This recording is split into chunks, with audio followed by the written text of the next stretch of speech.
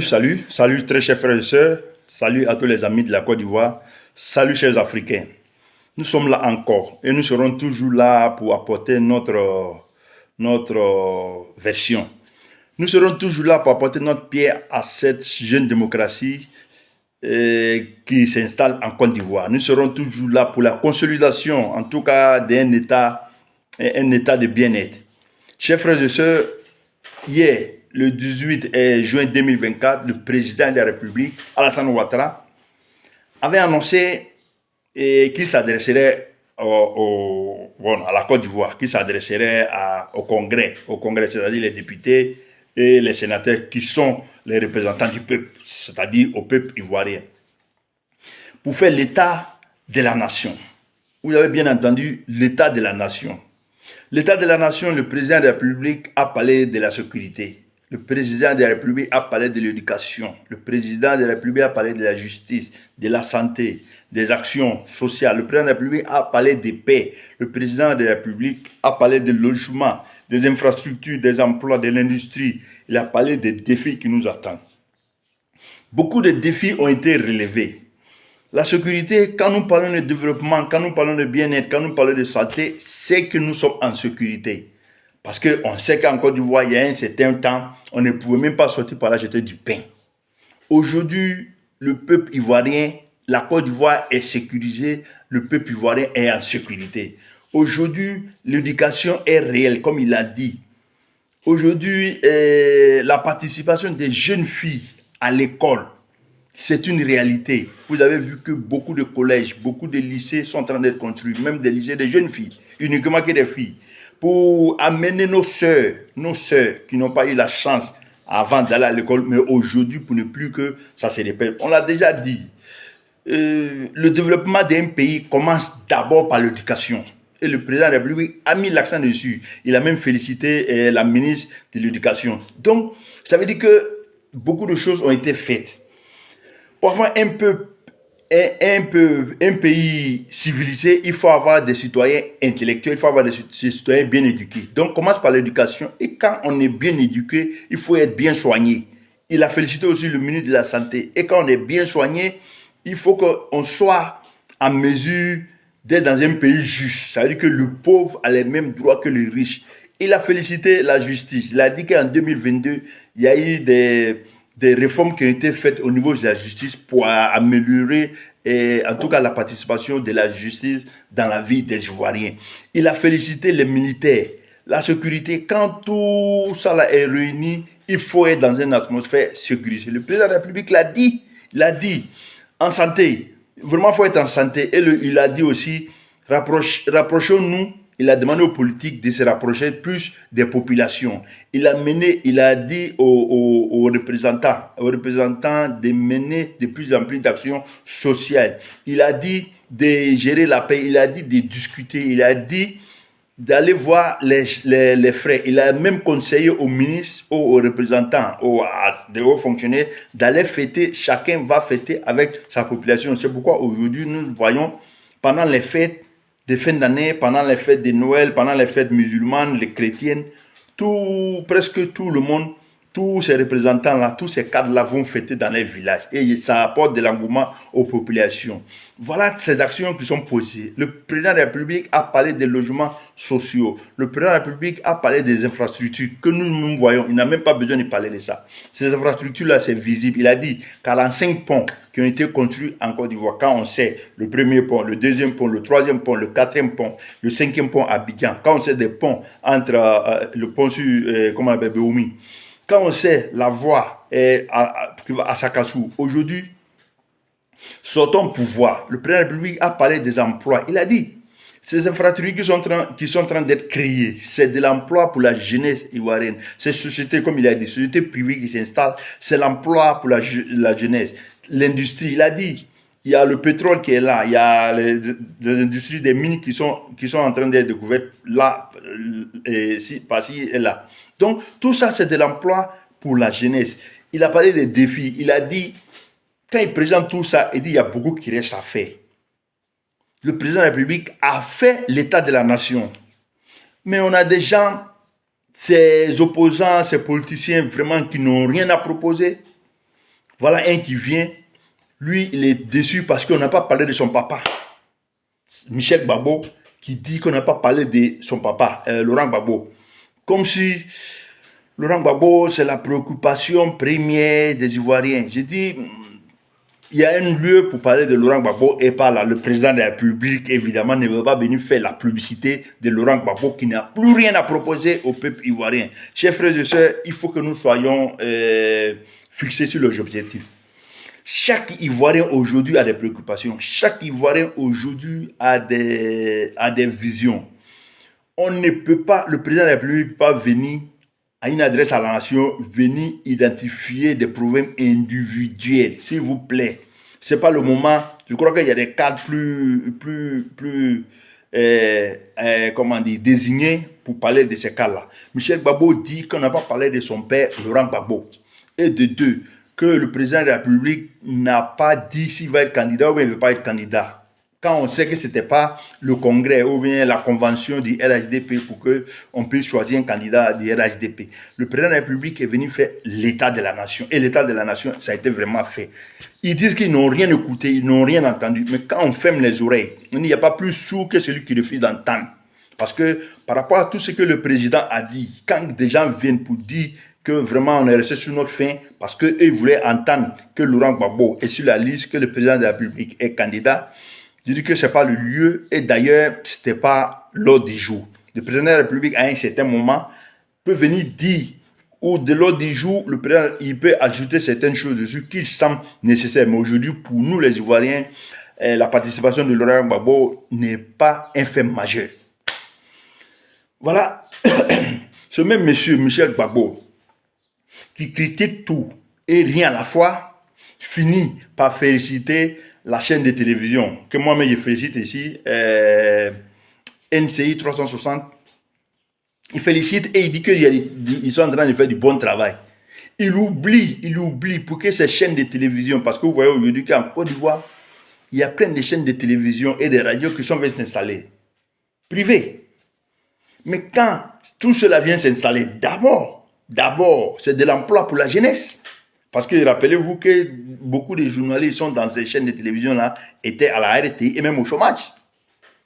Mais surtout, il doit savoir qu'il y a quelqu'un qui a créé les conditions pour que ces chaînes de télévision et de radio, ces entreprises privées viennent s'installer. Surtout quand on sait la répression de la presse qui était là au moment de son père, Laurent Gbagbo, je ne vois pas quelle télévision à ce moment-là viendrait s'installer en Côte d'Ivoire. Et aujourd'hui, quand vous voyez le nombre de télévisions, le nombre de chaînes privées qui sont venues s'installer en Côte d'Ivoire, ça veut dire que le président Alassane Ouattara et sa politique et sa vision ont créé des conditions pour que ces entreprises-là viennent s'installer. Félicitations à toi, monsieur le président. Félicitations à cette adresse. Félicitations pour tout ce que nous voyons. Félicitations pour tout ce que nous allons voir. Parce que nous savons qu'avec toi, il y a la confiance, il y a de l'espoir.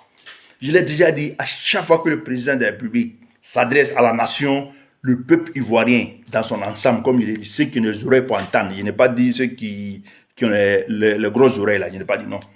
Ceux qui ont les oreilles pour entendre, des intelligents, des intellectuels, arrivent à avoir un peu de voix. C'est un soulagement, c'est vrai. Il a dit, nous savons que la situation est difficile aujourd'hui, mais rappelons-nous d'où nous venons. Rappelons-nous d'où nous venons, ce qui a été fait jusqu'à aujourd'hui. Le président de la République l'a dit, beaucoup reste encore à faire. On a fait beaucoup, mais il y a beaucoup qui reste à faire. Il le sait. Et il a dit, il a instruit. D'abord, je continue avec ses opposants bavards qui n'ont rien à proposer là. Teide, qui est un membre l'honorable Teide, qui est, je ne sais pas si je prononce bien, excusez-moi si je n'ai pas bien prononcé, mais ces gens-là, ils sont là toujours, seulement quand il faut piquer. Donc l'honorable Teide du PPACI qui dit qu'il a écouté, mais il n'a vu aucune perspective. Mais perspective, quand un président de la République dit, je sais que les factures de courant sont chères, mais avec ces opérations que nous menons là, avec les entrées que nous allons avoir, nous allons essayer de pallier à ça. Je sais que la vie est chère, je sais que les produits agricoles sont chers, mais j'ai instruit le ministre de l'Agriculture et le Premier ministre fait de ça une urgence. pour pouvoir, pour pouvoir amener les producteurs, créer les conditions pour qu'on produise plus, créer les conditions pour que la jeunesse puisse avoir des financements, les agriculteurs, pour tout ce qu'il a dit, mais eux ils disent que non, il n'y a rien qui est dit. Quand le président de la République dit les logements sociaux ou les logements, et puis, je vais revenir sur un fait.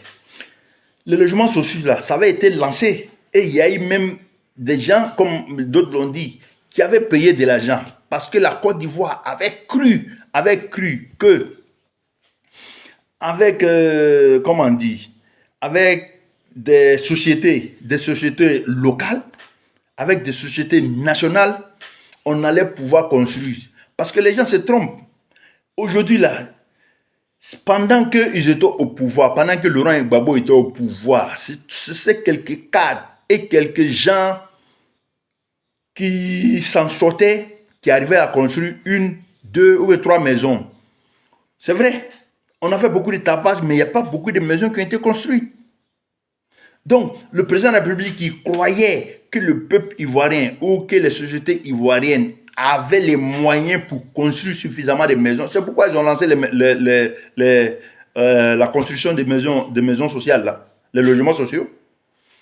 Donc, on se rappelle, le ministre de la Construction avait lancé les projets. Il y a des gens même qui sont allés souscrire, c'est vrai.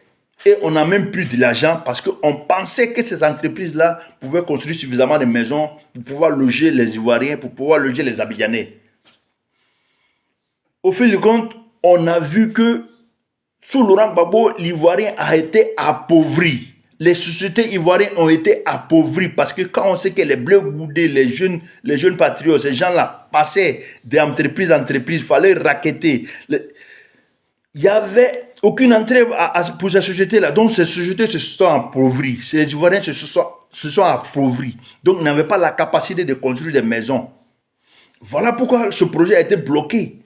Et maintenant, pour que des entreprises extérieures viennent construire des maisons, il fallait assainir tout un monde. Il fallait assainir le sol. Vous savez très bien qu'il y a un problème foncier en Côte d'Ivoire. Il fallait assainir les comptes, il fallait assainir la justice, il fallait faire la sécurité pour que des gens soient en sécurité pour venir construire. Voilà ce que le président de la République a fait. Aujourd'hui, là, comme je l'ai dit, tout le monde entier a vu, après la CAN, et d'ailleurs, félicitations au président de la République pour cette CAN-là, il a dit, et vraiment, on tient à ça, félicitations au peuple ivoirien, félicitations à la Côte d'Ivoire, félicitations à nos éléphants pour cette CAN-là. Je l'ai déjà dit dans l'une de mes vidéos, après cette CAN-là, la Côte d'Ivoire va s'envoler, et la Côte d'Ivoire est en train de s'envoler. Aujourd'hui, tout le monde a vu le niveau de sécurité en Côte d'Ivoire, et le président l'a dit. On est passé d'un indice de temps à un indice de temps. Et il a dit, ceux qui veulent voir les chiffres là, allez-y. Le président même l'a dit. Donc, tout le monde a vu aujourd'hui que la Côte d'Ivoire est un pays sécurisé et en sécurité. Mais voilà comment des grands projets vont sortir. Maintenant, quand on est en sécurité, il faut que les entreprises qui viennent s'installer avec des grosses machines, avec des gros engins, aient des voies de communication. Aujourd'hui, la personne ne le dit. Mais l'Internet en Côte d'Ivoire, c'est une réalité. Les fibres optiques en Côte d'Ivoire, c'est une réalité. Allez-y au fin fond de la Côte d'Ivoire, vous allez voir qu'ils sont en train d'installer des antennes paraboliques, ils sont en train d'installer des antennes de fibres optiques partout en Côte d'Ivoire. Promenez-vous dans la sous-région, regardez la couverture d'Internet sur le territoire et vous allez comparer. Ça aussi, personne n'en parle. Et ça, c'est très important. Les entreprises ont besoin de communiquer. Les entreprises ont besoin d'infrastructures, de ces gens-là. Le courant, parce que tu ne vas pas aller construire une usine à Taféré s'il n'y a pas de courant. Tu ne vas pas quitter Abidjan si tu ne peux pas apporter des gros engins.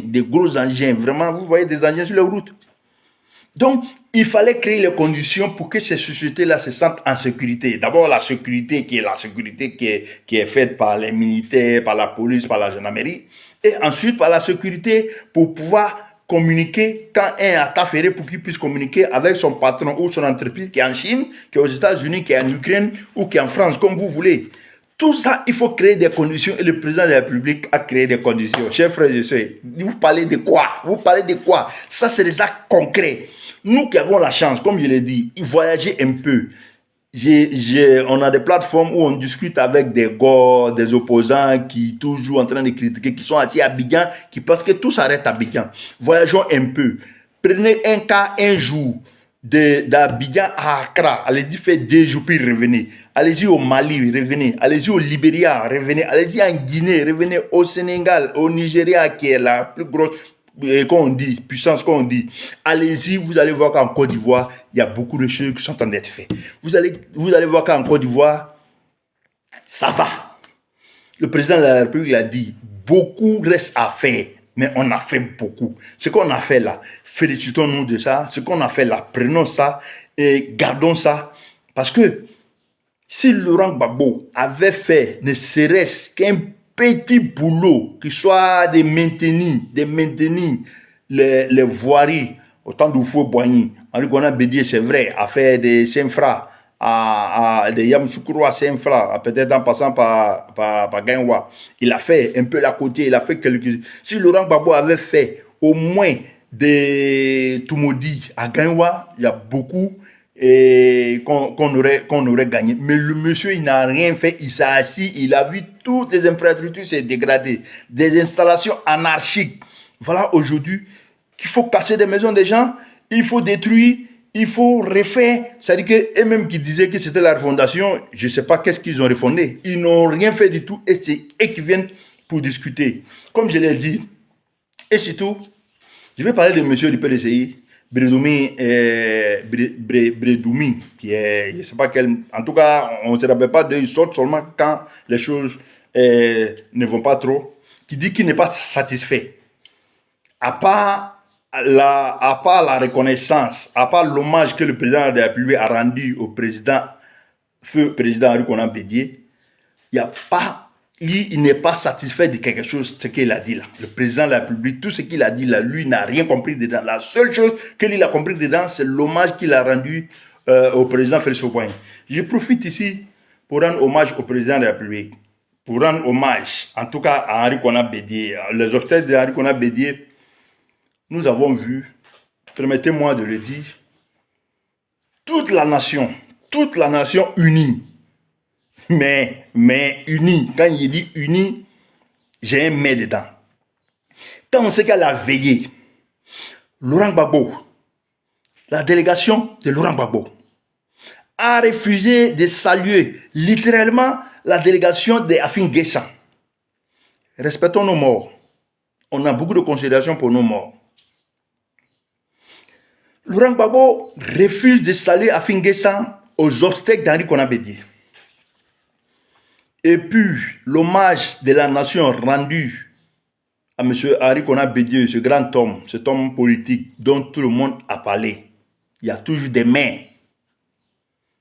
Quand on voit dans la forme l'hommage de la nation rendu à Henri Konan Bédié, à la présidente de la République, sous la bâche ou sous la bâche présidentielle, j'ai vu Pascal Afin Guessan, j'ai vu Simone Gbagbo, j'ai vu Laurent Gbagbo, j'ai vu Nadi Bamba.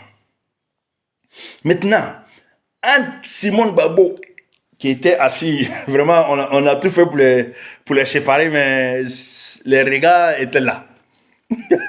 Donc, Simone Gbagbo était à la gauche du président de la République, qui était avec la maman Henriette Konan Bédié, la femme d'Henri Konan Bédié, qui était avec aussi sa femme, et Laurent Gbagbo, et le président du Ghana, entre le président Laurent Gbagbo et le président Alassane Ouattara, et à la droite de Laurent Gbagbo, Nadi Bamba. Dans la forme, tout est beau, le peuple ivoirien est réuni. Mais quand la veille, le président Henri Konan Bédié le président Laurent Gbagbo, avec toute sa délégation, refuse de saluer Afin Guessan. Pour quelle raison? Quand on sait que des gens qu'on appelait ennemis se sont retrouvés, se sont salués, se sont réconciliés.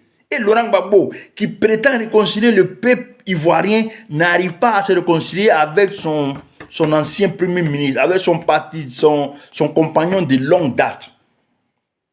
Laurent Gbagbo, qui n'arrive pas à se réconcilier avec sa femme, avec Simone Gbagbo. Chers frères et sœurs, de vous à moi, vous pensez que Laurent Gbagbo peut réconcilier la Côte d'Ivoire? Nous n'avons jamais cru à ce monsieur-là. Ce n'est pas avec ces actes-là que nous allons croire à ce monsieur-là. Donc, comme je l'ai dit, dans la forme, tout est beau.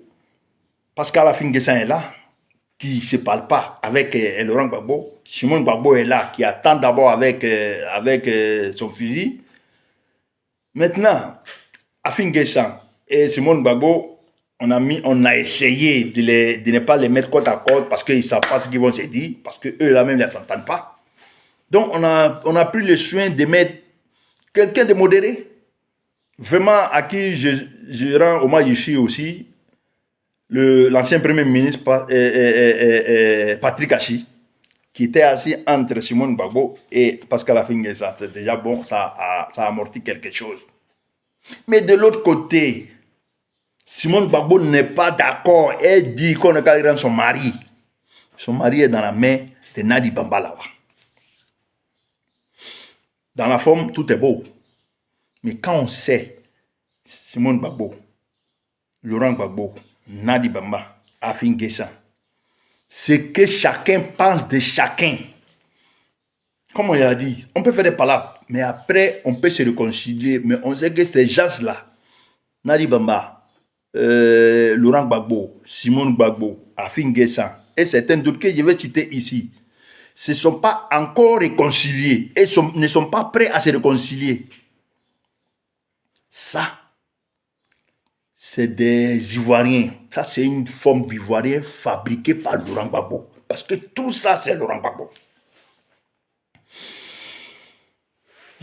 Je vais revenir dans cette secte-là de Laurent Gbagbo, parler d'un monsieur Charles Blé Goudé, qui aujourd'hui se fait passer pour un homme modéré, qui tout récemment sur une chaîne de télévision a dit que la base du développement d'un pays, c'est la formation. Je me suis mis à pleurer. Quand on sait que c'est ce monsieur-là, encadré par Laurent Gbagbo, qui ont détruit à un temps l'école ivoirienne, en sachant très bien que le développement d'un pays vient de son éducation, de sa formation, lui-même. On sait le parcours qu'il a eu comme étudiant. Et quand on a raté ce parcours-là, et qu'on a tout mis en œuvre pour faire échouer toute la formation, toute l'éducation en Côte d'Ivoire, parce qu'on sait, quand Blé Goudé prend un sifflet qui siffle, c'est des bandits qui venaient déloger nos enfants dans les classes, dans les lycées, dans les collèges, dans les universités. On n'a pas fait l'école, sous Laurent Gbagbo, on n'a pas fait l'école. Tout ça parrainé par Laurent Gbagbo. Et aujourd'hui, là, c'est lui qui vient s'asseoir pour dire que la base d'un pays, la base, en tout cas, du développement d'un pays, c'est l'éducation, c'est la formation. J'ai dit, mais on ne peut pas être aussi méchant. On ne peut pas être aussi hypocrite. On ne peut pas être aussi inhumain. Parce que, en détruisant l'école, c'est détruire la nation, l'avenir de la nation. Et il vient de nous dire, Charles Blé Goudé, toi-même, ta formation, c'est comment? Même si toi, tu as échoué, même si vous avez échoué parce qu'il n'était pas seul, même si vous avez échoué, vous ne pouvez pas venir faire échouer tous nos enfants, tous nos frères, toutes nos soeurs. Vous ne pouvez pas venir détruire l'école et puis aujourd'hui dire que la base du développement d'un pays, c'est l'école. Quand on sait qu'aujourd'hui, ceux qui travaillent aujourd'hui, ce sont des gens qui sont passés par l'école de Laurent Gbagbo. Donc, ça veut dire que aujourd'hui, nos cadres d'aujourd'hui, c'est pourquoi la Côte d'Ivoire rencontre un peu de difficultés. Sinon, la Côte d'Ivoire serait à un niveau autre que ça. Si tous les cadres étaient bien formés, si tous les cadres étaient républicains, si tous les enfants, toutes les filles et tous les fils de la Côte d'Ivoire avaient été bien formés au temps de Gbagbo, parce que ce sont ces gens formés, mal formés là, qui aujourd'hui forment un certain numéro dans nos administrations. Voilà pourquoi la Côte d'Ivoire peine à quitter dans ces désordres-là. Sinon, le président de la République, homme visionnaire, homme très strict dans le travail, mais il a fait sa part. Mais il y a des gens, des brebis galeuses qui n'arrivent pas à comprendre que pour qu'un pays parte en avant, c'est comme quand il y a une voiture, même une remorque qui a beaucoup de roues, quand une roue ne va pas, ça ralentit un peu. Voilà ce qui est en train d'arriver à la Côte d'Ivoire. Parce que tous ceux qui sont sortis, tous ceux qui ont été formés sous le Gbagbo sont des brebis galeuses. Et je le dis, je l'assume. Parce que Charles Blé Goudé même l'a dit. La base du développement d'un pays, c'est l'éducation, c'est la formation. Mais quand on a été mal formé, et surtout, ceux qui sont formés aujourd'hui, ouais, l'Ivoirien nouveau dont le président parle là, ça sera dans 10 ans. Parce que le président de la République, ça fait 15 ans. Tous ceux qui vont à l'école aujourd'hui, c'est des gens qui sont formés par des professeurs, qui sont formés par des enseignants de leur Gbagbo. Pas tous. Il y a, même dans les brebis galeuses, tu vas trouver quelques bons dedans. Mais je vous dis, on nous a donné la confirmation que la base du développement d'un pays, c'est l'éducation. Mais quand les Blé Goudé ont pris le temps à détruire cette école-là, mais vous voulez quelle formation, vous voulez quelle éducation, quel Ivoirien vous voulez? Bravo encore, monsieur le président de la République, qui a vu juste en format l'Ivoirien nouveau. Et nous disons, l'espoir est permis. Maintenant, on va venir... on va parler de pluie parce que ça a été aussi de l'actualité. Et le président en a parlé. Mais j'ai trouvé encore des gens à critiquer que le président n'a pas parlé de pluie. Le président a dit, il a rendu même hommage à tous ceux qui sont morts dans ces pluies diluviennes-là. Tous ceux qui sont blessés et les familles, le président de la République, tous ceux qui ont les oreilles pour entendre, l'ont entendu. Bravo encore à monsieur le président. Et ici, je voulais profiter pour féliciter le groupement des sapeurs-pompiers militaires. Ces gens-là, c'est des gens bien formés, qui ont fait du beau travail. Et vraiment, je remercie le colonel, en tout cas le chef, je ne veux pas citer son nom, qui était sur le plateau pour... En tout cas, on a bien compris, on a tout compris. Et vraiment, ces gens-là font du gros travail. Félicitations à vous. Et surtout, encore à, comment dire, à ces pompiers civils, comment la protection civile, les pompiers de la protection civile. Donc je vais finir cette vidéo-là, vraiment partager, parce que je n'ai pas dit, partager, parce que, vous voyez, on ne prétend pas détenir la vérité. Nous ne sommes pas détenteurs de la vérité absolue. Nous avons notre point de vue que nous donnons. Partager pour que ça arrive là où ça doit arriver, pour que ceux qui sont d'accord avec nous vont confirmer. Ceux qui ne sont pas d'accord vont bénir. Bien sûr, avec des arguments, nous contredire et nous sommes ouverts, nous sommes prêts à faire des débats. Parce que nous savons que nous sommes dans le juste. Nous sommes dans la ligne. C'est notre vision, c'est notre voix. Maintenant, d'autres voix peuvent être, avec des arguments, comme il est dit, peuvent venir nous convaincre, peuvent venir nous confirmer, peuvent venir nous contredire. Nous sommes prêts au débat. Partagez la vidéo. Partager pour que ça arrive là où ça doit arriver. Je ne vais pas finir cette vidéo-là sans féliciter le président de la République, le président Alassane Ouattara. Le président de la République, comme il a dit, certains l'ont dit que le président dit qu'il avait demandé 5 ans pour redresser le... Oui, 5 ans quand tout est à l'ordre. Mais on sait, quand le président il a été élu d'abord en octobre 2010. Mais il est rentré en fonction en mai ou en avril 2011. Quand on sait qu'encore, quand il rentrait au palais là, d'abord le palais était déjà détruit. Il y a des cadavres qui traînaient dans toutes les rues d'Abidjan et de l'intérieur. Fallait d'abord ramasser tous ces cadavres-là, sans compter les dégâts matériels. Sans compter les dégâts matériels.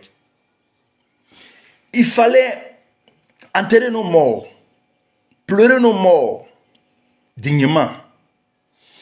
Il fallait organiser l'armée quand on sait comment était l'armée. Ceux même qui sont chargés d'assurer notre sécurité, quand ils sont divisés, mais vous voulez faire quoi? Tout ça, c'est du passé. Maintenant, quand on réunifie l'armée, il faut réunifier l'administration. Il faut réunifier les enfants. Et quand on a parlé de réconciliation, on sait combien de milliards qui ont été dépensés pour réconcilier les Ivoiriens, combien de structures ont été créées, combien de chemins ont été faits pour pouvoir parler, ne serait-ce que parler aux Ivoiriens. Donc, chers frères et sœurs, le président de la République, même avec toute la volonté qu'il avait, quand on a pris la Côte d'Ivoire dans ces conditions, mais Laurent Gbagbo même dit qu'il a pris la Côte d'Ivoire dans des conditions calamiteuses.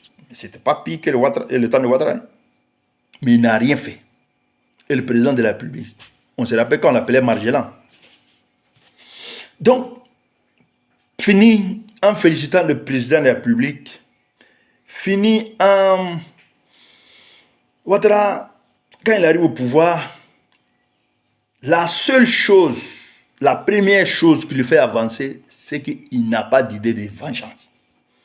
Je regarde le président de la République, hier je l'ai vu, j'ai vu quelqu'un de très rayonnant, son visage brille, il a encore ce sens de l'humour en ivoirien, qui est caractérisé par l'ivoirien.